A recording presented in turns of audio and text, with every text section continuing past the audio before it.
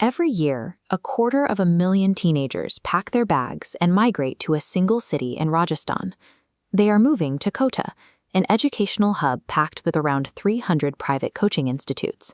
They are all chasing the exact same thing, a top spot in India's hyper-competitive engineering and medical entrance exams, the IIT JEE and NEET. Out of millions of applicants, only a tiny fraction secure a seat, and these billboards proudly broadcast the faces and all India ranks of the few who do. Step inside those institutes, and the shiny marketing gives way to a harsh reality. Former students who entered the system as 16-year-olds report a sudden, jarring shift where their entire human worth was reduced to a single metric, their daily test scores. Behind the shiny marketing, students face a grueling environment.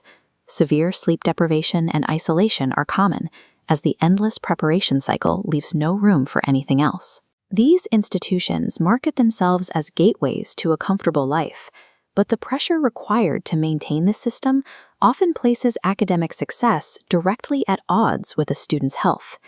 This chart shows student suicides in Kota from 2014 to 2023. Look at the top bar chart. There is a severe upward trajectory, culminating in 26 young lives lost in 2023. The bottom section shows the pressure takes an especially heavy toll on male students. Behind these statistics are individuals like Niharika, an 18-year-old aspiring JEE candidate.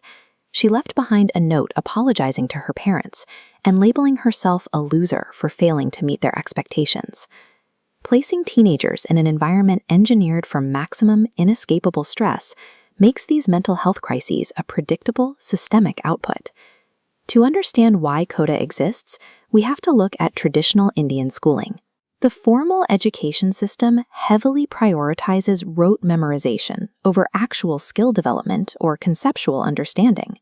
This leaves students completely unprepared for the extreme difficulty and complex problem-solving required by the IIT JEE and NEET exams. Into this gap stepped the private coaching industry, a $500 million sector that operates with virtually no regulation, capitalizing heavily on parental anxiety and the intense cultural desire for academic prestige. Once enrolled, students are subjected to a punishing schedule. They study up to 18 hours a day, 7 days a week. That rigid structure leaves zero margin for adequate rest, exercise, or socialization. The system extracts a heavy financial toll as well. Coaching centers charge exorbitant fees, frequently forcing average income families to take out massive loans just to secure a seat in a classroom. The entire transaction is severely imbalanced. The coaching centers extract massive financial profits. The parents hope to extract social capital, and the teenage student is left to bear the entirety of the psychological and physical debt. Relocating to a city like Kota physically separates teenagers from their homes and families. Their emotional safety nets are stripped away right at their most vulnerable developmental stage. They are then thrust into a hyper-competitive space where the sheer volume of applicants turns every other student into a direct threat. Instead of building a supportive community, peers become obstacles to a coveted college seat.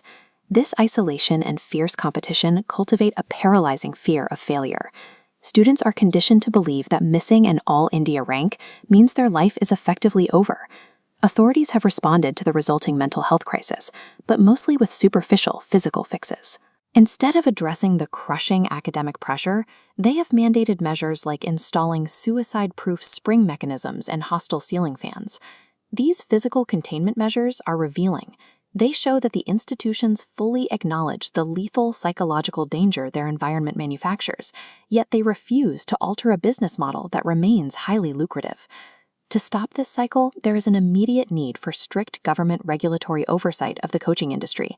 This means legally standardizing curricula, regulating aggressive marketing tactics, and capping exorbitant fees so families aren't exploited. There is also a critical need to mandate accessible, on-site mental health professionals at all coaching institutions. Students need immediate psychological triage to help them cope with the daily stress. Beyond regulating the private sector, the formal education pipeline itself requires an overhaul. India's National Education Policy 2020 introduces a systemic alternative designed to fix the root of the problem and reduce the country's reliance on private coaching. The policy aims to shift the focus away from high-stakes summative exams based on rote memorization. Instead, it encourages a fluid, interconnected approach focused on multidisciplinary learning, critical thinking, and continuous competency-based assessments. Policy changes and regulation provide the initial framework for reform, but the cycle won't truly break until society dismantles the belief that a single exam defines a citizen's value.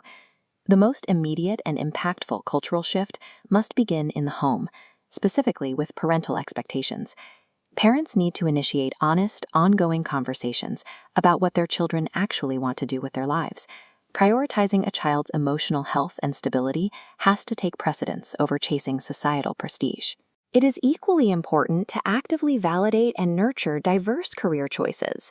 The stigma that engineering and medicine are the only valid, respectable paths to success must be broken. The ultimate purpose of any educational system should be to prepare resilient, well-rounded individuals for a complex world. It should build them up, not exhaust them before their adult lives have even begun.